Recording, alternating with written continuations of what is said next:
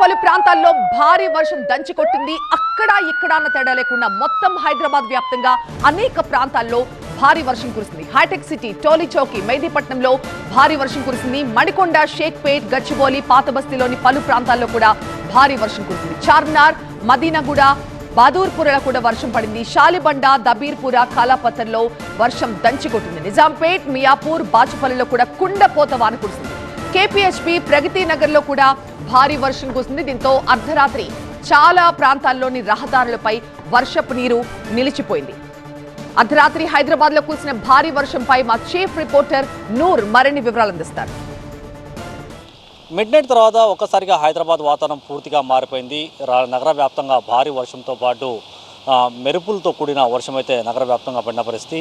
చాలా ప్రాంతాల్లో అయితే జిహెచ్ఎంసీ అధికారులతో పాటు పోలీస్ యంత్రాంగం కూడా పూర్తిగా అలర్ట్ అయ్యి ఎక్కడైనా వాటర్ లాగిన సమస్యలతో పాటు షార్ట్ సర్క్యూట్ లాంటి సమస్యలు ఏదైనా ఉంటే ఫస్ట్ మీరు సంబంధిత అధికారులకి సంప్రదించాలి. తర్వాత ఎవరు విద్యుత్ స్తంభాలను తాకకూడదు, ఎటన్నా వాటర్ లాగినైనా కూడా మెయిన్ హోల్ డక్కన్స్ ఎవరు ఓపెన్ చేయకూడదు, అధికారులకు సమాచారం ఇవ్వాలని కూడా ఒక పక్క జిహెచ్ఎంసీ మరొక పోలీస్ యంత్రాంగం కూడా ప్రజల్ని విజ్ఞప్తి చేసిన పరిస్థితి. నగర వ్యాప్తంగా అన్ని ప్రాంతాల్లో మనం సికింద్రాబాద్ నుంచి పాతబస్తీ, హైటెక్ సిటీ ఈ పరిసర ప్రాంతాలు అయితే భారీ వర్షం కురిసింది. రాత్రంతా కంటిన్యూగా వర్షం కురిసిన నేపథ్యంలో ఒక్కసారిగా హైదరాబాద్ వాతావరణం కూల్ అయిన పరిస్థితి.